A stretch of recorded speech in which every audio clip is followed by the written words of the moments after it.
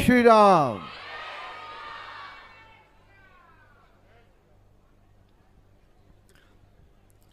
जब भी जय श्री राम का नाद सुनाई देता है या हम उच्चारण करते हैं तो हमारे शरीर में, हमारे मन में, हमारे जीवन में एक ऊर्जा का संचार होता है, एक सकारात्मक ऊर्जा का संचार होता है। वो ऊर्जा जो हमें पूरे भगवान राम के चरित्र में, उनके बचपन से लेकर, उनके जन्म से लेकर और उनकी समाधि तक हमें महसूस होती है, हमें एहसास होता है उसका। आज यहाँ इस पवित्र स्थल पर आकर आप सबके दर्शन पाकर मैं कृतार्थ हुआ। मेरा सौभाग्य है कि मुझे आप सबके दर्शन हुए। परम आदरणीय महाराज इंद्रेश जी के दर्शन हुए और इस भागवत कथा में आने का मुझे अवसर मिला। हमारे हिंदू सनातन संस्कृति का सबसे बड़ा ग्रंथ भागवत पुराण, जिसमें चारों युग का समावेश है। अकेला ऐसा ग्रंथ है जिसमें चारों युग आते हैं और सभी युगों में मोक्ष पाने का, निर्वाण पाने का एक उपाय बताया गया था। लेकिन कलयुग में मोक्ष और निर्वाण पाने का एकमात्र उपाय है भागवत कथा। भागवत कथा का श्रवण, भागवत कथा सुनाना और सुनना, केवल यही एक मुक्ति का मार्ग है हमारे कलयुग में। तो इससे ज्यादा पावन, इससे ज्यादा पवित्र हमारे जीवन में और कुछ हमें नहीं मिलता है। भागवत कथा में, रामायण में तो भगवान विष्णु के एक अवतार अर्थात श्री राम का चरित्र है, पर भागवत कथा में भगवान विष्णु के 24 अवतारों का क्रम है, जिसमें से एक अवतार, उनका अवतरण अभी बाकी है, कल की अवतार।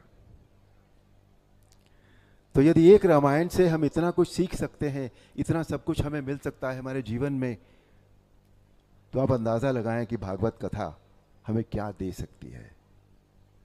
सिर्फ बात इतनी सी है कि हमें लेना आना चाहिए, हमें ग्रहण करना आना चाहिए, हमारे पास मन होना चाहिए उस बात के लिए।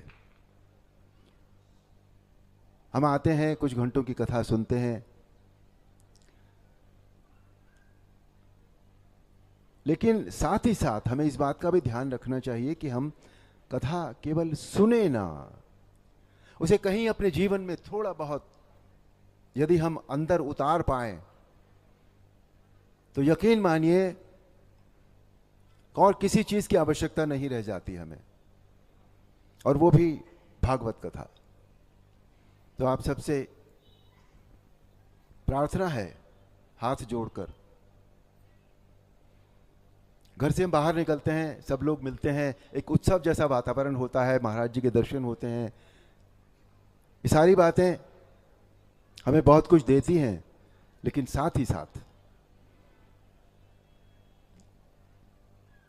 यहां से हम जरूर ऐसा कुछ लेकर जाएं जो हमारे अपने लिए, हमारे परिवार के लिए, हमारे समाज के लिए, जो हमें सुख, शांति और आनंद हमारे जीवन में दे सके। आजकल हम सुख मान लेते हैं कि जब हमारे पास बड़े बड़े बंगले हो जाते हैं, हमारे पास बड़ी बड़ी गाड़ियां हो जाती हैं, तो हम कहते हैं हम बहुत सुखी हैं। पर क्या वो सुख है? उन बंगलों को बनाने के लिए हमें क्या क्या करना पड़ता है, हम क्या क्या करते हैं, क्या वो सुख है? सुख परमात्मा की भक्ति से मिलता है, इंसान की शक्ति से सुख नहीं मिलता, उससे मटेरियल मिलता है। जब सुख होता है तो शांति होती है, और जब शांति होती है तो जीवन में आनंद होता है, और वो परमानंद जो होता है वो केवल परमात्मा है। परमात्मा का दूसरा नाम परम।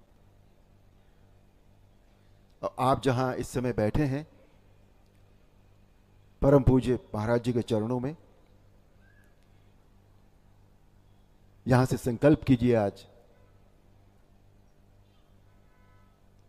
कि महाराज जी जो देना चाह रहे हैं आपको भागवत कथा के द्वारा, उसे आप ग्रहण करें, अपने साथ ले जाएं, अपने जीवन में रखें।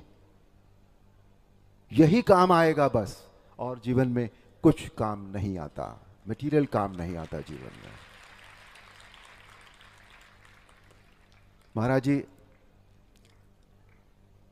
आपके सामने मैंने इतना कुछ बोला, उसके लिए मैं क्षमा चाहता हूं। मैं इस योग्य नहीं हूं कि जहां भागवत कथा स्थित हो वहां कोई व्यक्ति इतना बोले, पर फिर भी मेरा मन किया था आप सबको देखकर ये कहने का। इसके लिए क्षमा भी चाहता हूं। आप सभी को मेरी बहुत बहुत शुभकामनाएं। आप सबको बहुत बहुत सुखी हों, आपके जीवन में आनंद हो। और जब भी कभी मन करे तब जोर से एक बार बोल लें, जय जय श्री राम। धन्यवाद। आदरणीय अरुण गोविल जी ने कहा मैं क्षमा मांगता हूं। इनको क्षमा नहीं मांगनी चाहिए, ये व्यक्ति नहीं, ये राम ही है। इनके पास क्षमा का शब्द में अच्छा नहीं लगा, ये राम